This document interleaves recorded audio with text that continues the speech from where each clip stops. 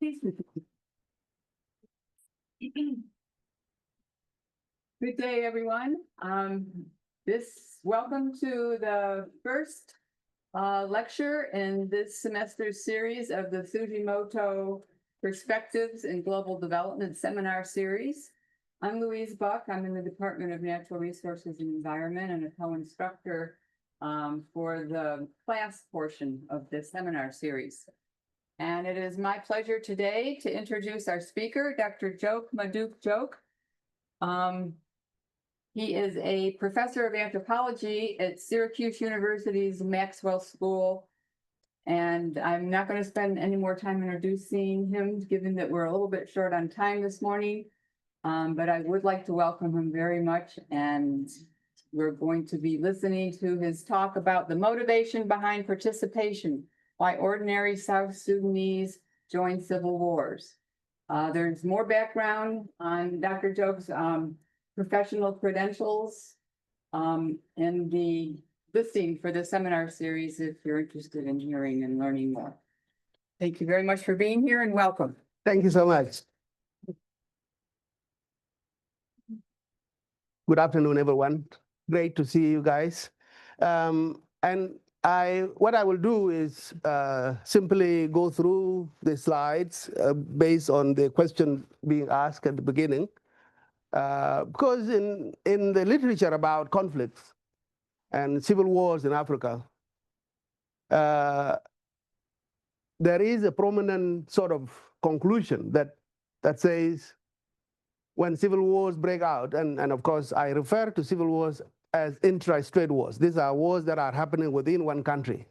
Normally a contest between the government running that country and other groups that are non-state who are vying to either control or access to the power that is in the center, or are aggrieved by some actions of the sitting government, whether it is because it is undemocratic, it is dictatorial, or corrupt and kleptocratic, and people want to change it. And there are no democratic means to change it, because kleptocrats, dictatorial governments don't hold elections. And even when they do hold elections, they rig them and give the results to the sitting government and excluding people on the basis of a variety of things, whether the competition is ethnic or racial or religious. There are numbers of reasons why sitting governments don't want to give access to others. And so wars break out in such a country. And you can look to every direction on the African continent. You will see Sierra Leone, which was ravaged by war. You will see Liberia, which was destroyed. You will see Angola for a long time, throughout the ages, has been ravaged by war. If you look at Sudan today, Sudan is now broken into two. And I'll focus today on Sudan and South Sudan to explain this question. Why do ordinary citizens join this war that is supposedly happening between the state and organized non-state militaries, such as rebels or armed opposition groups, or any other type of anti-government dispensation? When they are fighting, the literature says that both parties to this kind of conflict engage in an effort to entice ordinary citizens onto their sides. That means that it is the actions of the belligerents, the state on the one hand and the non-state on the other, it is their actions that will force ordinary citizens into joining each side.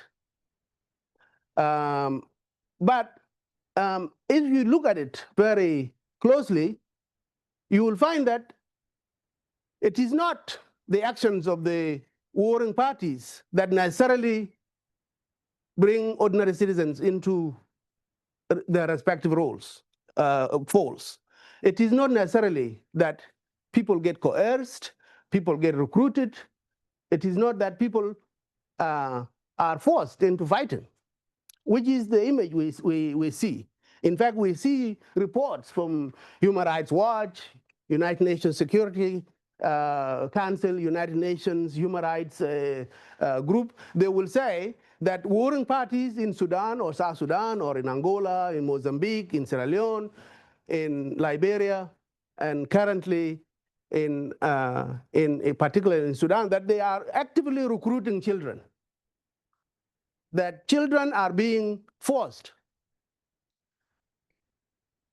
But if you talk to many of these children, you will not get that idea that they were forced into it, not necessarily.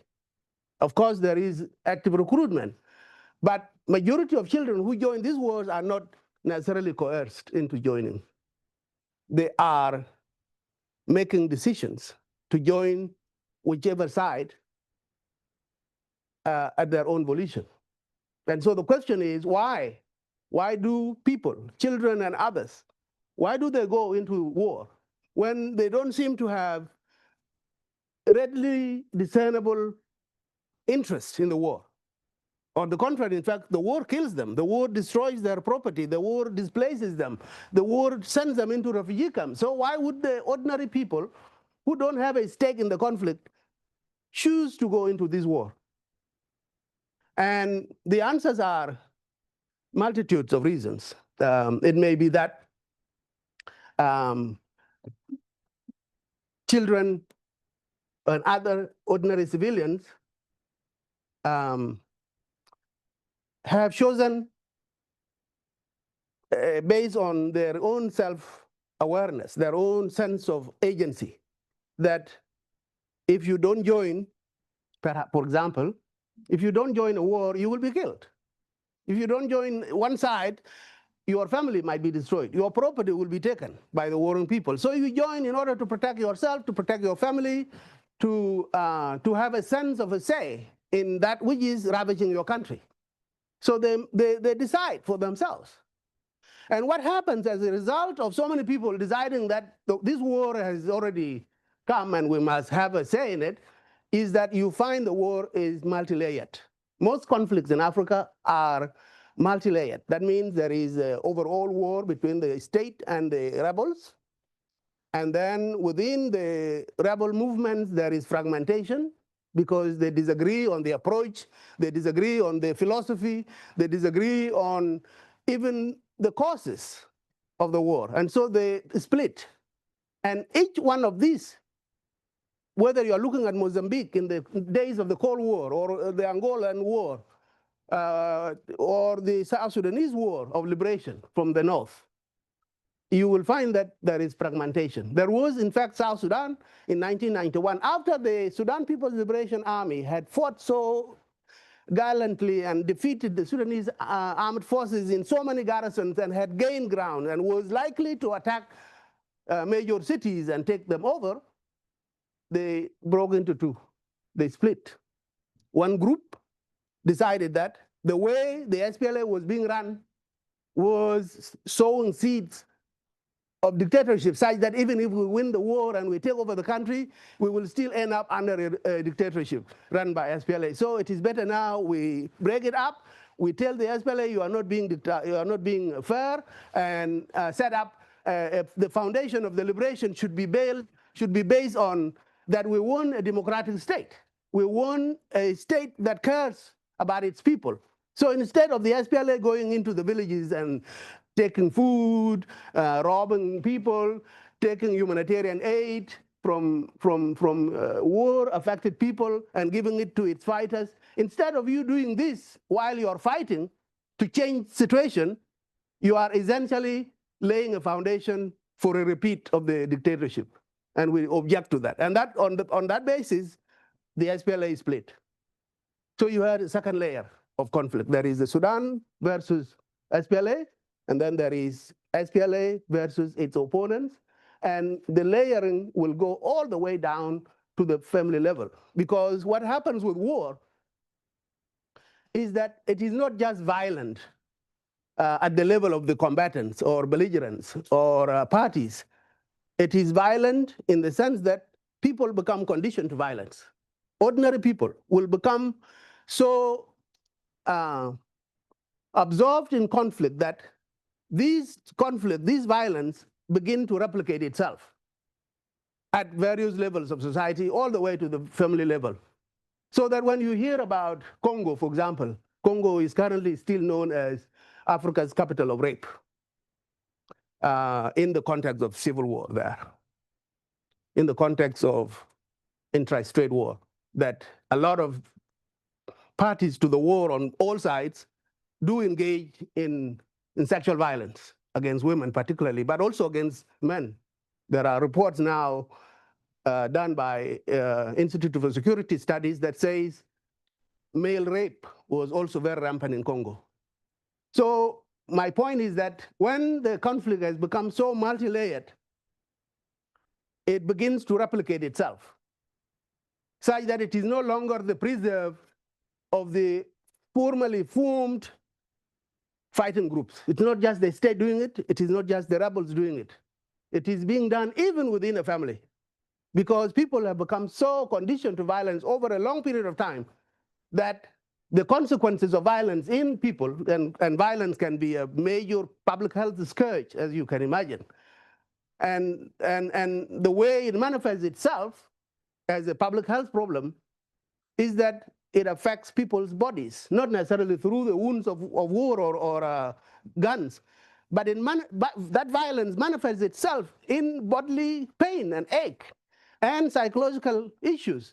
War manifests itself in the sense that resources are destroyed, food is become very rare, people are on the run, children are crying and affected by gunshots and by gun wounds, assaults that happen can be witnessed by young people, and that witnessing of that violence becomes a bodily injury.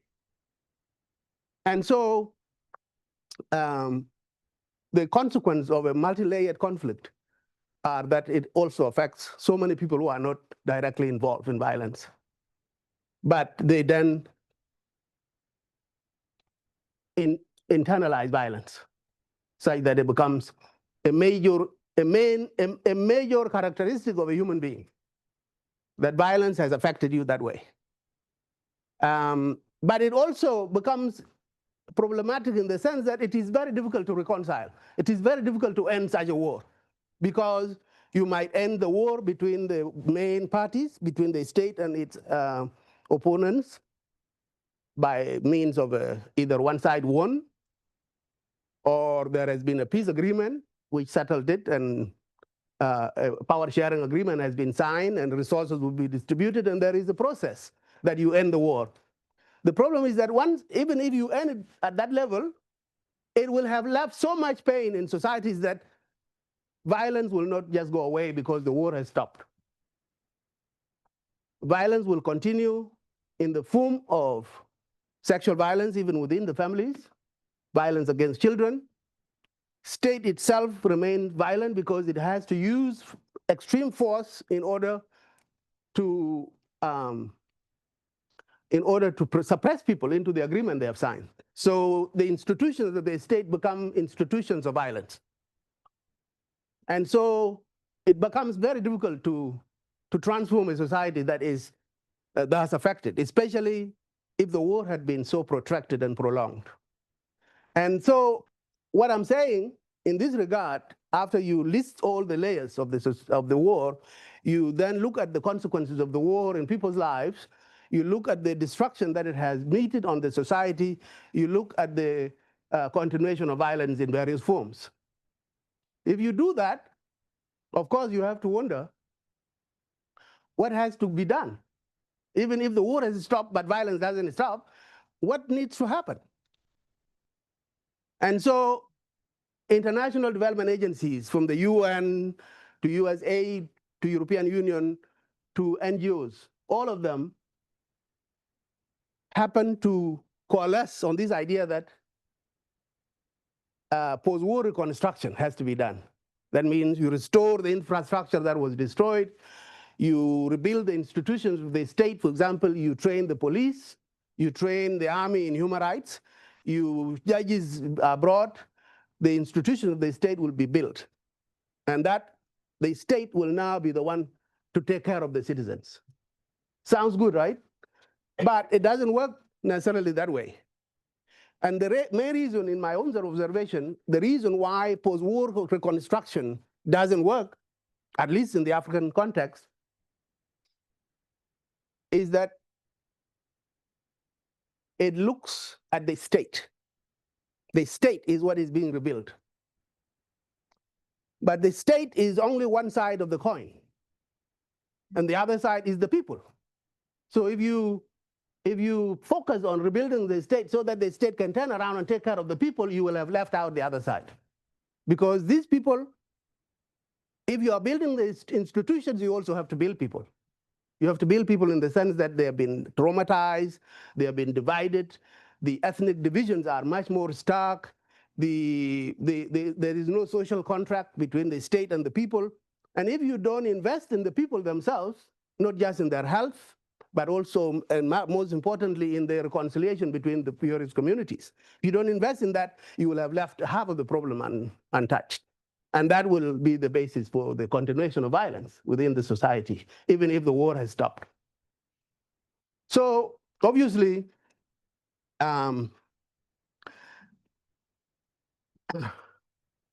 it's important to, in that regard, it's important to spend a few minutes of thinking on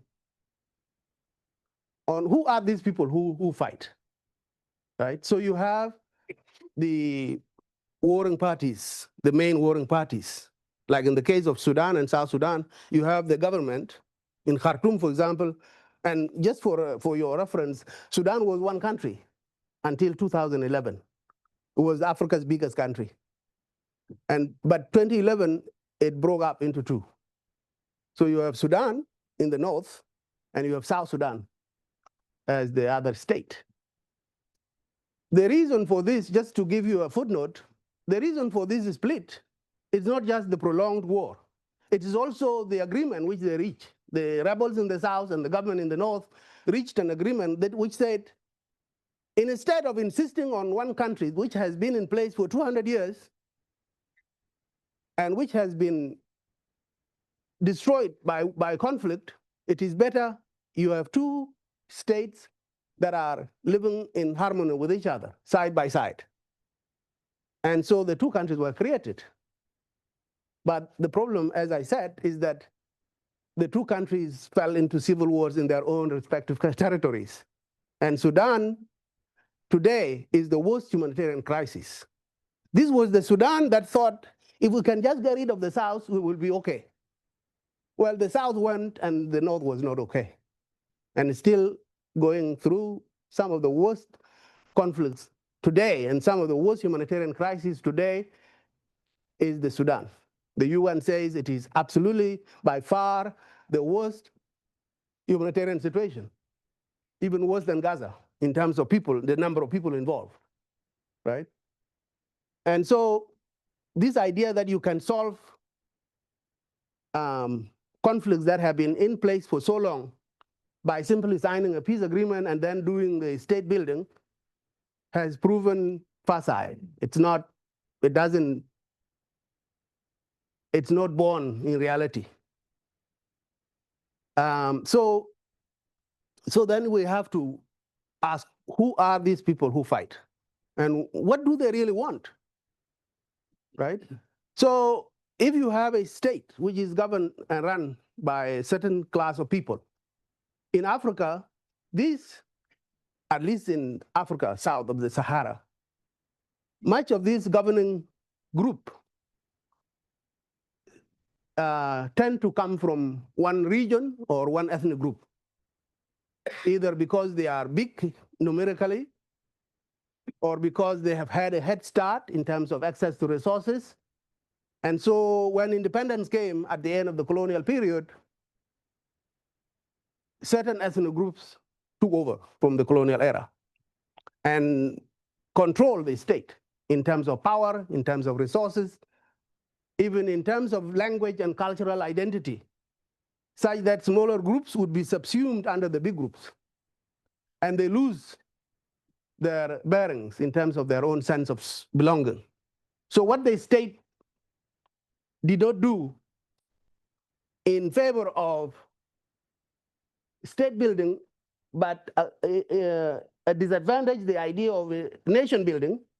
What the state did was to focus on building the state, but didn't build to people, didn't build the sense of nation, didn't build a sense of collective belonging to the state. And of course, you know, state and nation are not necessarily the same thing. They are connected, but the state is the entity, the country, if you want to call it that, and the nation is the people themselves. So if you don't invest in people, in their relationship with each other, in their welfare, in their sense of stake in the state, what you get is violence. What you get is conflict. And this conflict will never go away until you pay attention to giving everybody a sense of belonging to it.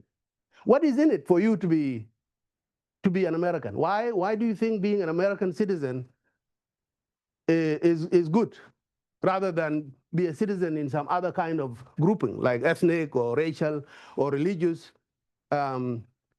Being a citizen in America is good because there has been an investment in you, in finding that you have a stake in having a paper that says you are a citizen, and having access to education, having access to other types of resources. That is what makes you want to be American and be proud of being American. But if you are excluded from all these things, being a citizen in America will be valueless to you.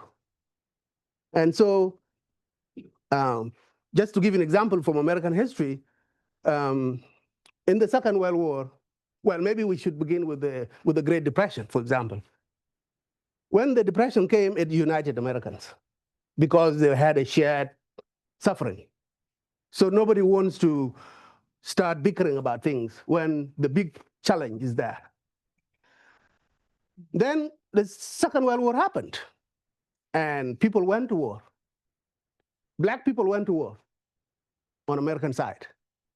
They all thought if they came back, having shown so much gallantry and did wonders, like the Tuskegee Airmen, for example.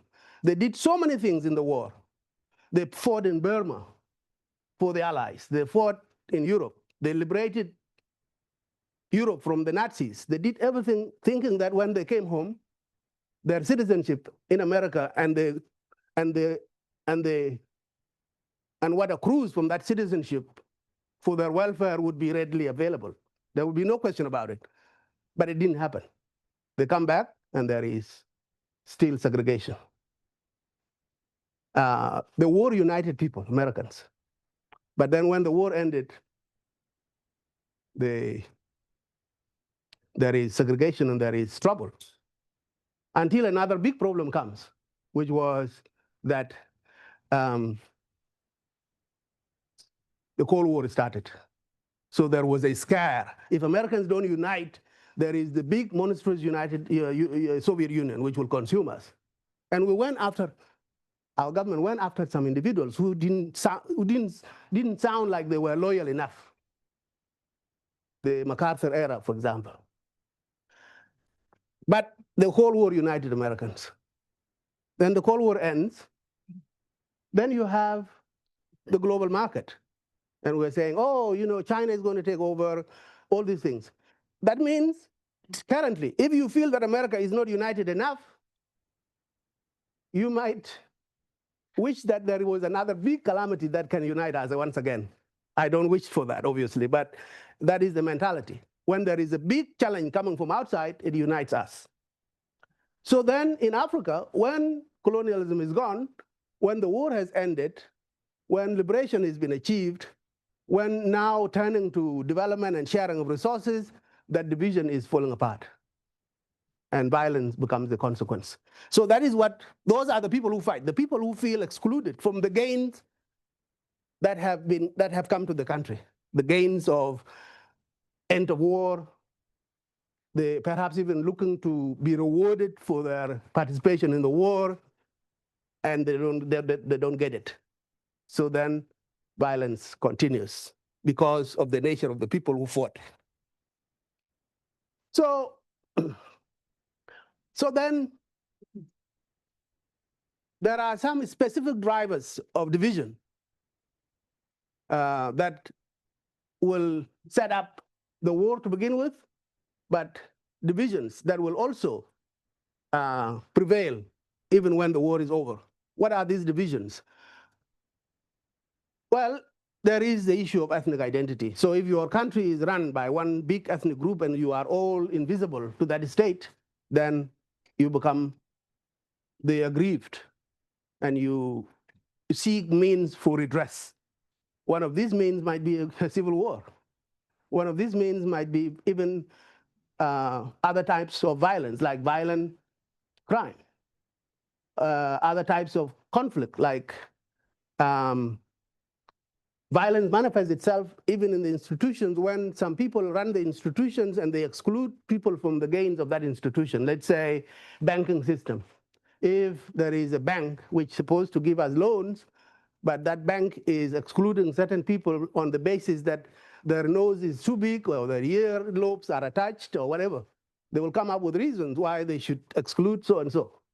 And when that exclusion happens, then of course you become aggrieved and you become the agent of a contest.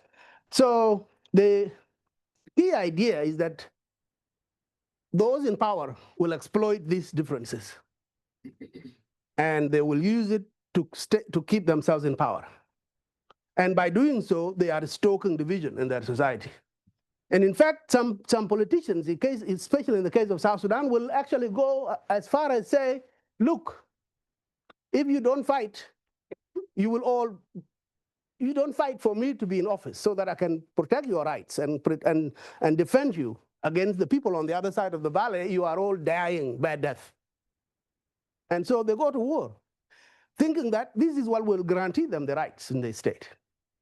And if you do that, if every politician goes to their people and say, defend my seat or you are all toast, right? So then, of course, there is no foundation there for a kind of a civil society, a society where everybody cares about each other. So there have been theories that study this in political science, in anthropology, in economic development. Somebody called Stephen Ellis studied the civil war in Liberia and came up with this idea. Bayard also studied in Cameroon and found that people are always investing in trying to control the states through enticing their citizens to their side. And in the end, those citizens will make the decision to join or not to join a war based on these calculations that have been offered to them. If you calculate that your survival is in fighting, you go and fight.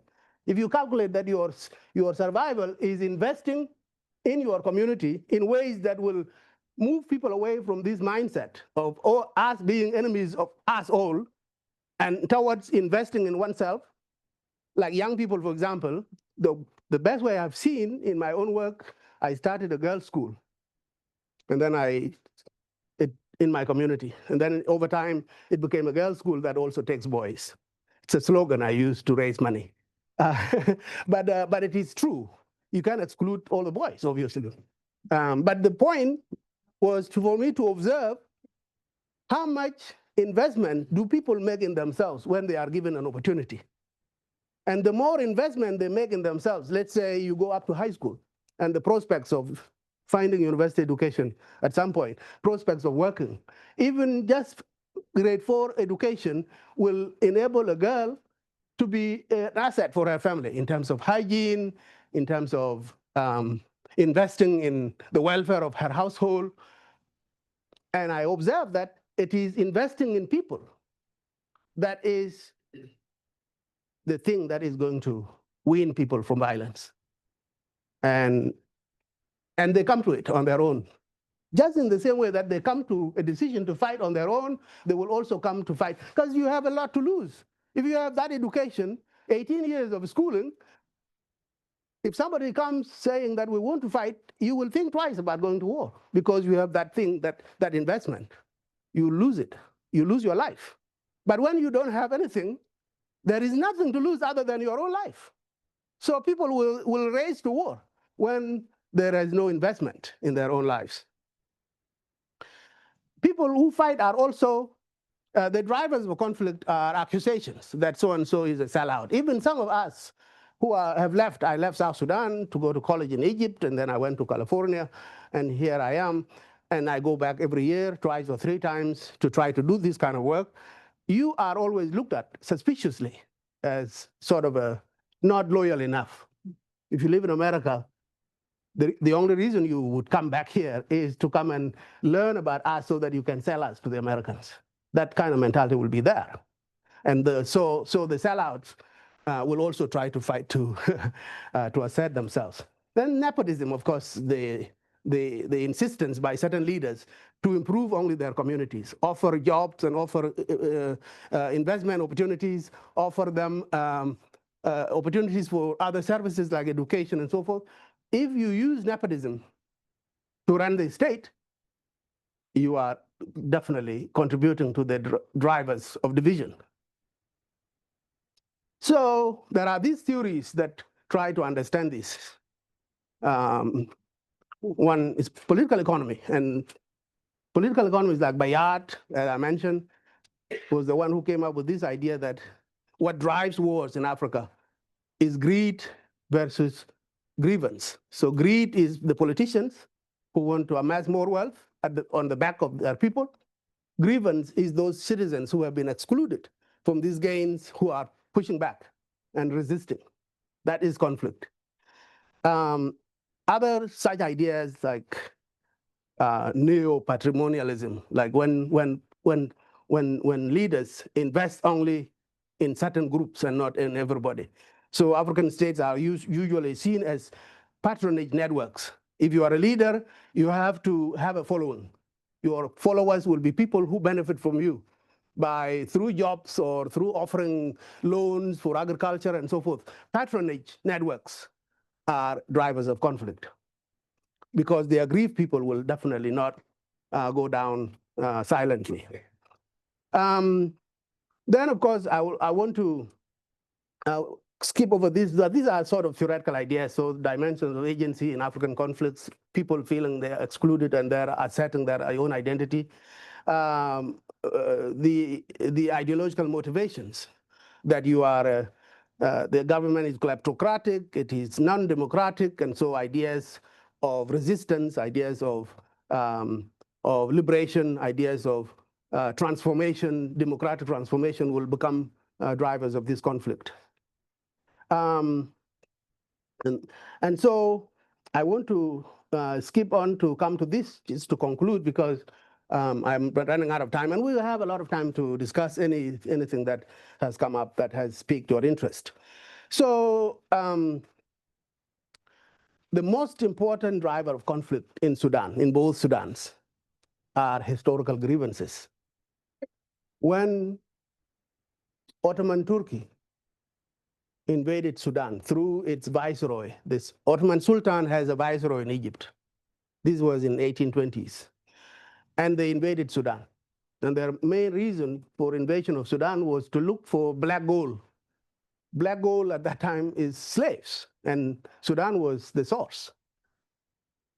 From about 1821 to 1885, some 60 years plus, slave trade and slavery, half the population of Sudan, taken to Egypt and then taken on to Middle Eastern countries. It's an aspect that a lot of historians miss, the fact that you focus on transatlantic slave trade, but you miss the Arab slave trade. And it's a very, very pernicious history that has remained. Then they went to Sudan, and Sudanese are Muslim. The ones in the north are Muslims. And the invaders are Muslims. So they said, a Muslim cannot enslave another Muslim. You go further south, where there are pagans, where there are non-Muslims, there are Christians, and they went south. And this has left a very, very bitter taste in the mouths of people from the south. That history is what led to the almost 200 years of conflict between north and south. So historical memories will remain a death knell of a country if this history is not, if the historical grievances are not addressed in national policies, in memorialization of the experience, exclusion of cultural assets of some people, like language, for example. The case in Sudan was that they wanted to promote Arab culture and Arabic language. And we all went to school in the South in Arabic, and we could not learn in our native languages. Even English, Christian missionaries who had been working in the South were expelled. And so the idea was to turn Sudan in its totality of 500 different languages, to turn them into Arab country and celebrate Arab culture. That, of course, is a recipe for conflict, because you can't take people's identity and expect to be peaceful. People will not maintain that relationship with you if your goal is to stamp out their own past, their own history, and their own culture. So these historical memories have to be studied properly. They have to be memorialized. Whether it is negative or positive, it has to be in the memory of the people. And grievances have to be addressed.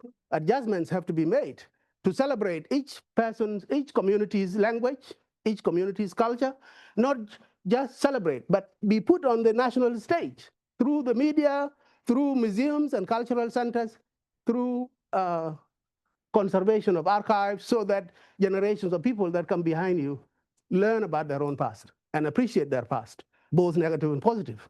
That was not done. If you go to the National Museum in Khartoum, today you will only find Arab culture being celebrated. In fact, they would rather celebrate Greek culture and Roman cultures, the stones, the obelisk, because, you know, it's a tradition of the British Museum, which has this attitude that this is how you commemorate the past. Whereas in Africa, history and culture and traditions are not necessarily commemorated by means of big objects and statues of men of war and men of fortune. That's not how Africans memorialize their history. They memorialize their history by performing it.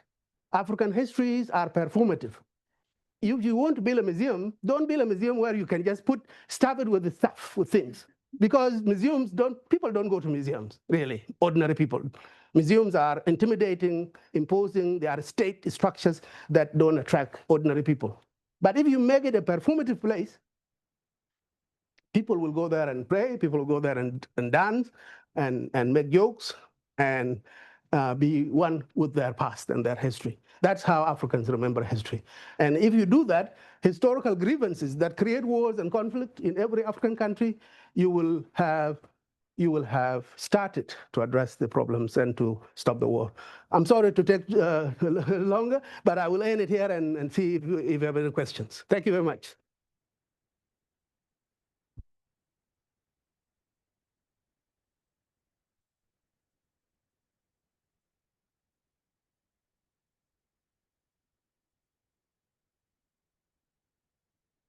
Hello, testing.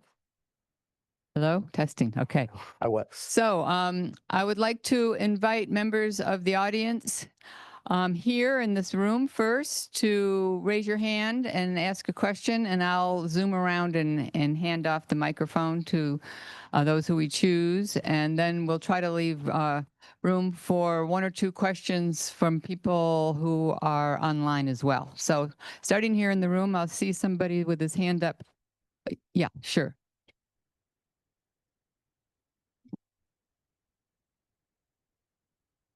Thank you. Thank you very much for the presentation.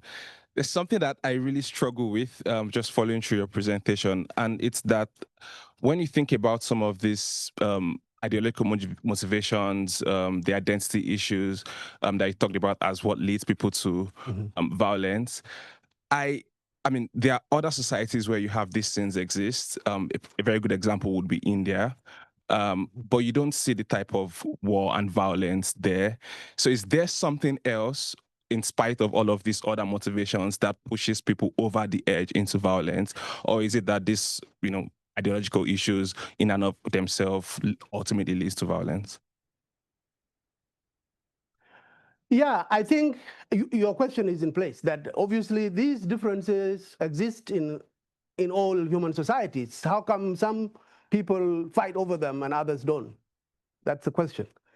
But your example of India is not the right example, because that is exactly what happens. It's a war over religion, a war over ideology. If you have followed the work of Narendra Modi, he has now turned himself into this godlike individual, Hindu ultra-nationalist. And violence is rampant against Muslims and against other minorities. And so that is ideological conflict, and it's there, and it's everywhere. And recently I read a book, an ethnographic history that was written long ago about something is wrong with the cow, right? So the cow is Hindu symbol of worship, and they essentially take it as a place where they worship. It's not the object of worship itself, it's not God, but the cow. This is another misunderstanding that is often done by Northern European Christians, who think that when Africans go to a fig tree to celebrate at the tree, they think they are worshiping the tree. But the tree itself is not the object of worship. The tree is a place. It's a symbol, not any less than the mosque or the church or the synagogue. When you go to a synagogue, you don't worship the synagogue. You go and worship at the synagogue. So the cow is there, and people don't eat it. People don't slaughter it, and the cow goes and from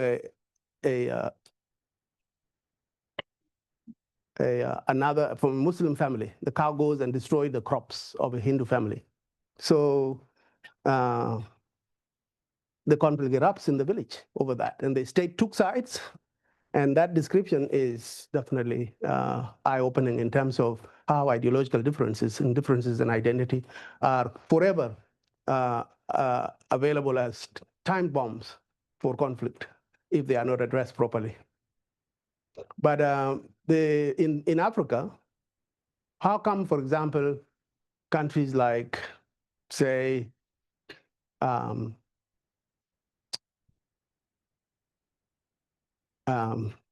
Kenya.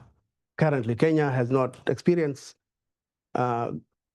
generalized violence for a very long time, since the days of the liberation.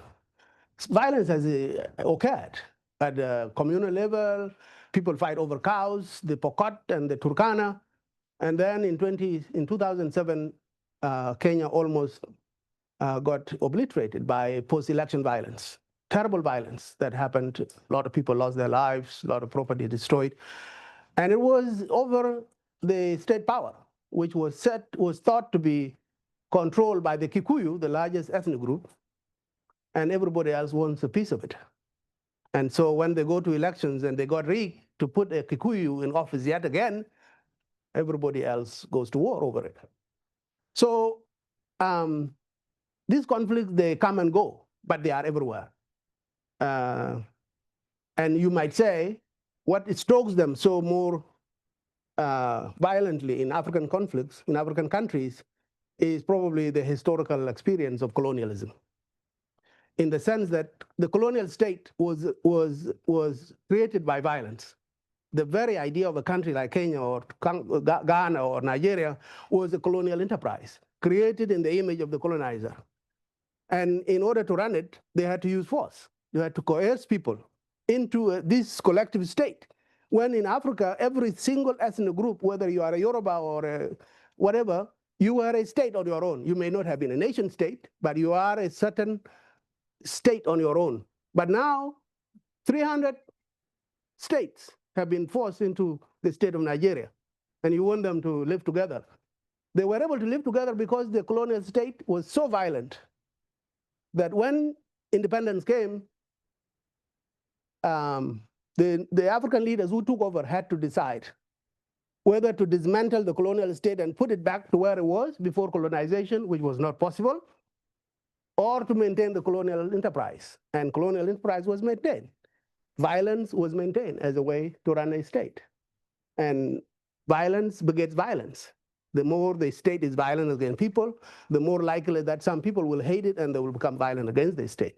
That is the state of affairs today in Nigeria. Even though you don't hear about Nigeria being at war, Nigeria is ravaged by war in the north, with Muslims, radical Muslims, Al-Qaeda affiliated, something called Boko Haram, is constantly causing havoc in northern Nigeria and northeast Nigeria. So it's everywhere. It's just a matter of time. It comes up, it slows down, it comes up throughout because of the colonial history, I would say.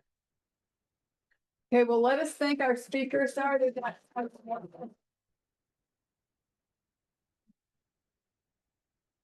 and those of you who are planning to have lunch, can you talk to the front of the room, please?